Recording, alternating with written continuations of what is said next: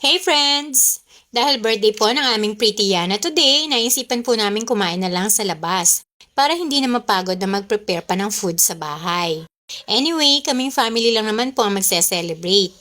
Dahil ayaw ng mga dalagita ko sa mall, naisip ko po na kumain na lang kami at mag-food trip dito sa Quezon City Circle. Dahil meron po silang food bazaar ngayon. So, kaya naman eto po nakapila kami at papasok na ang Quezon City Circle. Agahan nyo po kung pupunta kayo dito dahil punuan po ang parking. Ayan, so ito po naglalakad-lakad na kami at nakikita nyo naman po ang daming ilaw. Sure na sure po ako na mag-e-enjoy ang mga kiddos. Ganon din po ang mga teenager at syempre tayo may mga edad na. So habang nag-iikot-ikot, naggrupo-grupo na po kami. 4 na team po para mabilis ang orderan sa may pagkain mamaya kasi sobrang daming tao po. So magkakanya-kanyang pila po kami. So yung team bilis para dun sa akin 2 dalagita. Ako naman po team iwan kasi naiiwan lang ako sa isang tabi dahil pilay nga po ang lola nyo. Syempre yung team buhat, yung aking hubby at si Yana. So dito po unang huminto ang team buhat. Nag-order sila ng barbecue and chicken inasal with rice. Ako naman po natawag yung pansin ko dito sa ice cream kasi turo ng turo si Baby Yana dito. Magkatabi lang po kasi yung stall ng ihaw-ihaw at itong ice cream. So siguro natawag yung pansin niya doon sa colorful na bowls ng ice cream and sa dami ng usok na lumalabas. So kaya naman po pumila ako dito at dahil pilay po ang lola nyo, pinagbigyan ako ng mga nakapila na ako po yung pinauna. So kaya naman po ang ganda ng aking view. Ayan.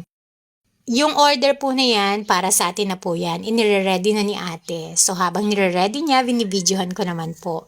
Chocolate flavor po yung in-order natin. Although marami pa pong flavors na available. Pero favorite po kasi ni Baby Yana ang chocolate. So eto na po, done na. So pag hinawakan nyo po yung ice cream, medyo mapapasok kayo sa lamig. Pero okay lang po kasi meron namang makapal na tissue. Eto po, nag-enjoy na ang ating birthday girl sa kanyang ice cream balls.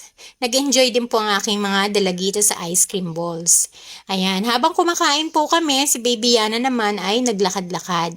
Kanina po naka-sandals siya, pero siguro napapagod na yung paa niya kaya pinahubad niya at nagpalit na lang ng slippers. So akala niya po dito, pinipicturean ko siya, hindi niya alam naka-video, nagpapakute. Akala niya pinipicturean siya. Sabi niya, cheese. May papikit-pikit pa ng mata. Eto naman po si Kuya Andre, pagkatapos kunin yung order niya na mango shake. So, yung the boss natin habang busy sa cellphone, ako naman po, busy nagkukuha ng video.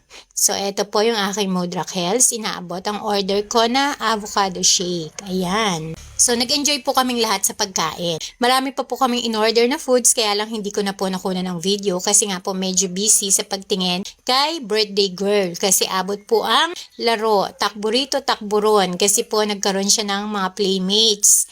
So, ayan. Habol-habol siya ng mga bata. Although hindi pa siya ganun kabilis tumakbo at hindi pa ganun katatag, hinayaan na po namin. Sabi ko, bahala na pag nadapa, sugat, gagamutin na lang. Part ng growing up. Ayan, ito po yung ilan sa mga in-order namin na naging favorite ni Kuya Andre. Siyempre, meron tayong meaty hamburger. Hindi mawawala yan. Favorite nila. Ang paborito naman po ng aking 2 dalagita ay itong takoyaki na paulit-ulit binalikan.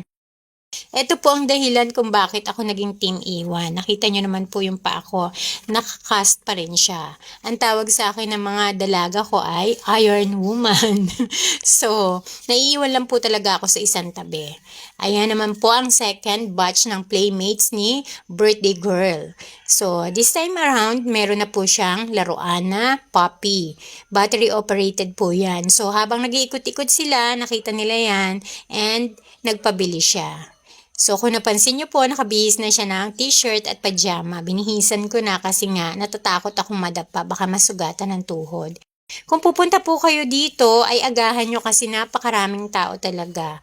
Ito po yung time na palabas na kami pa uwi. So hanggang sa muli po. Bye!